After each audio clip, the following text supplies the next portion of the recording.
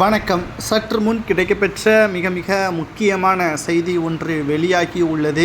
உதயநிதி ஸ்டாலின் அவர்களது பண்ணை வீட்டில் கிட்டத்தட்ட 2.5 ஆண்டுகளுக்கு மேலாக செந்தில் பாலாஜியின் தம்பி அசோக்குமார் அவர்களை மறைத்திருக்கிறார் என்ற தகவல் அமலாக்கத்துறை அதிகாரிகளால் கண்டுபிடிக்கப்பட்டுள்ளது.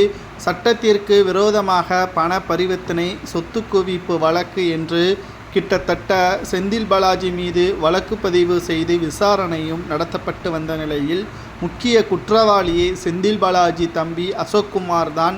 அவரது பெயரில்தான் கரூர் பங்களா கட்டப்பட்டு வந்தது என்ற ஆதாரத்தை கண்டுபிடித்த பிறகு 3 முறை சம்மனும் அனுப்பப்பட்டது. ஆனால் 3வது முறை சம்மன் திருப்பி அனுப்பப்பட்டதன் காரணமாக அவர் தலைமறைவாக இருந்ததும் தெரிய வந்தது.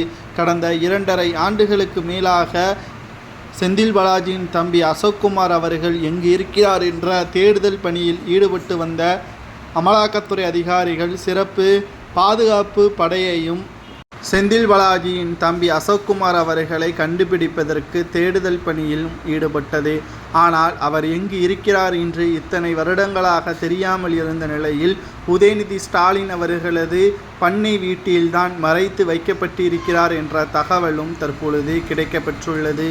குறிப்பாக ஏற்காட்டில் உள்ள பண்ணை வீட்டில்தான் செந்தில் பாலாஜி தம்பி அசோக்குமார் அவர்கள் தங்கியிருக்கின்ற தகவல் தெரிந்தவுடன் அமலாக்கத்துறை அதிகாரிகள் ஏற்காட்டை சுற்றி வளைத்த தற்பொழுது காவல்துறை உதவியுடனும் ஏற்பாடுகள் தீவிரமாக நடைபெற்று கொண்டிருக்கிறது.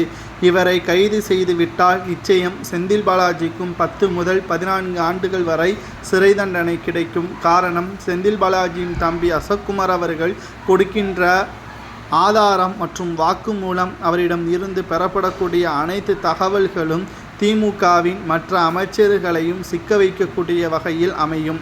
செந்தில் பாலாஜி அவர்கள் அமைச்சராக இருந்தபொழுது அவரது பிஏவாகத்தான் அசோக்குமார் அவர்கள் செயல்பட்டு வந்தார். இதனால் அவர் யாருக்கு எவ்வளவு பணம் கொடுத்தார், மற்ற அமைச்சர்களது பினாமிகள் யார் என்ற அனைத்து உண்மைகளையும் தெரிய வரும்.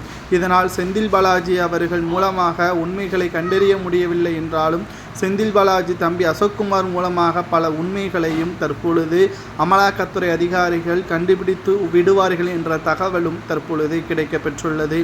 இதனால் செந்தில் பாலாஜி அவர்கள் வீட்டில் நிச்சயமாக பல முறை சோதனைகள் செய்த பிறகும் எந்த ஒரு ஆவணங்களும் கிடைக்கப்பெறவில்லை.